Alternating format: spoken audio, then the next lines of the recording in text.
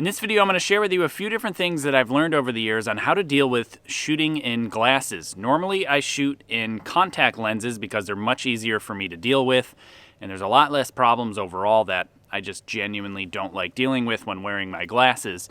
However, some of the highest scores that I've actually ever shot in practice were when I was wearing glasses, and there's a few things that I want to share with you about shooting in eyeglasses.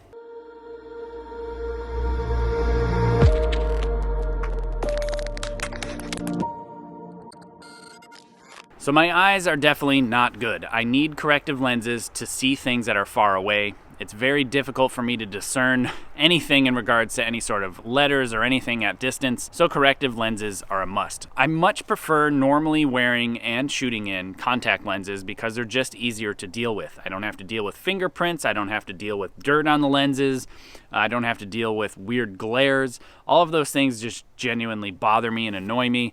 I used to be way more meticulous about keeping my glasses cleaned, but I've just become so annoyed at constantly taking them off and cleaning them that I've just abandoned that altogether. There was a time when I had some sort of issue with one of my eyes and I had to wear glasses to let my eye heal because I couldn't wear contacts anymore for like a month or so. Luckily, it wasn't during tournament season, but it was during a time frame when I was really ramping up training, and I shot just a ridiculous amount of high scores during that time frame, well into the 690s at 70 meters on a double 72 arrow round. So I've actually shot fairly decent with glasses, and I do think they can potentially give you a bit of an advantage if you know what you're looking for. It really depends on what your preferences are, and if you haven't worn glasses before or you're just getting a pair and you're wanting to shoot archery still, there's a few things you might want to pay attention to.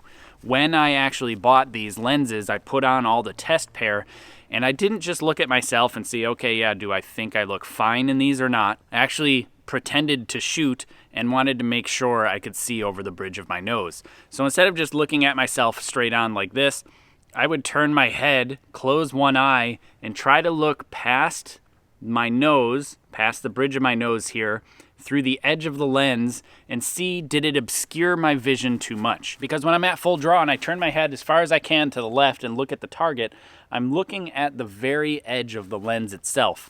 And so I needed to make sure that the bridge here, the part that goes over your nose, wasn't too widely spaced or too much of a gap or had too thick of frames that I wouldn't be able to see and be able to shoot my arrows. So definitely you have to pay attention to the actual style of the frame itself to make sure you can still see and still be able to hit the target. And now that I'm looking through the corner of my lenses, I'm realizing how nasty they are, how dirty they are, and I'm gonna do a no-no here and just use a t-shirt.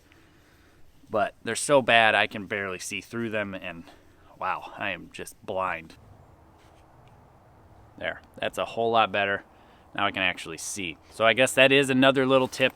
You gotta make sure you're keeping your lenses clean, because if you got fingerprints and smudges and dust particles and all sorts of things in your vision, especially if you're shooting outside like this, they will pick up all the glare in the world, and it'll be very, very difficult to see past to get that clarity of vision that you're really needing when shooting archery at longer distances. So one of the first things that I recognized trying to shoot in these lenses is the difficulty in actually looking past the frame. And so it really forced me to try to find a balance between turning my head as far as I possibly can to get enough clearance past my nose, but not so hard of a turn that it made my SCM, the sternocleidomastoid, that's the muscle that turns the head to the right and left. If you really force your head to turn a lot one direction, you actually develop one side over the other, and it flares up much bigger and reducing the space that you can actually anchor with. That space kind of closes up because the muscle pushes out so far past the jawbone sometimes, and so it can make anchoring very difficult. So you kind of have to find a happy medium between how far to turn your head, how hard to turn your head, and your anchor.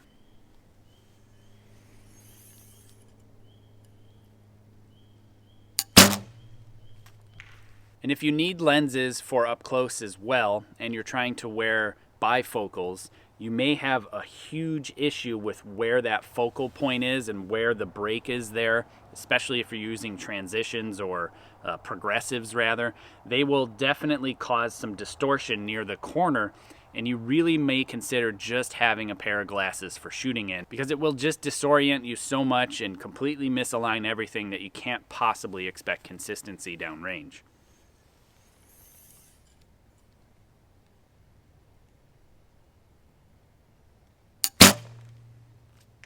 So despite the challenges of shooting in glasses, there's a few advantages. One of those is just being consistent with your head position.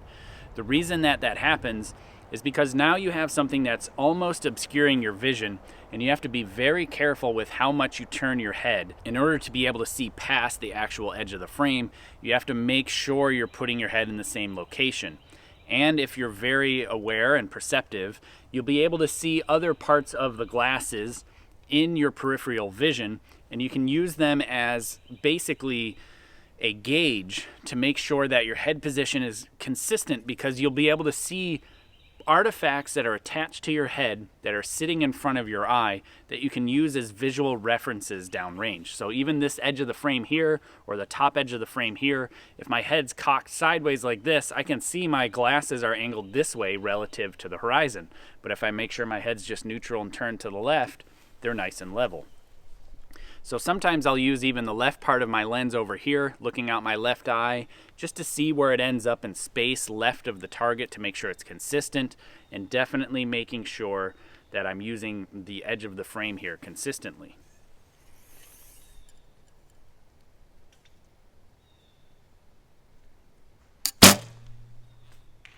That can only work, though, if you make sure your glasses are in the same place. If you watch one of the best shooters in the world, Kim Woo-jin, it's like a robot, he specifically and purposefully adjusts his glasses every time in the exact same way before he shoots every single arrow. I believe he doesn't just do that, he doesn't just make sure they're in the right place, but he does that as part of his mental routine of the shot process, because he methodically does it every single time. Even if there's some sort of delay he has to let down, he'll wiggle them and put them back in place, even though they may not have been out of place, as a bit of a mental reset. Very good strategy and a very good tactic, but more importantly, I believe, is that he makes sure they're in the same place every single time. For me, you can push in the bridge of your nose, you can push on the sides, you can wiggle them or whatever you need to do, get them in the same place every single time and make sure they're exactly how they're supposed to be, or at least exactly how you prefer them to be, because if you're using them as any sort of reference on the horizon, or how much you're turning your head like I just suggested, if they're askew, how can you possibly be consistent with your head placement if your glasses are off? Also, something to be very cognizant of is that glass and looking through glass, especially glass that is shaped to change and correct eyes, it can distort your vision, especially near the edge of the actual glass piece. So if you're using frameless lenses or something along those lines, be very aware that near the very edge of the frame, it can be very, very distorted. So it is very critical to make sure your glasses are in the exact same place every single time, because if it's distorting your vision, it's changing where you're perceiving the target to be in space downrange, and you can't possibly expect to hit it, at least not consistently.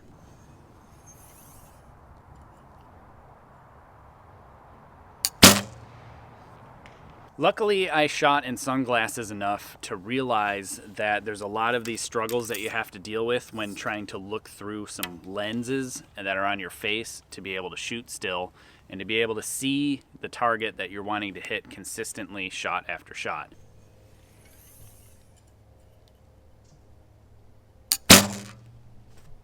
Despite shooting those high scores, I still much prefer being able to shoot in contact lenses.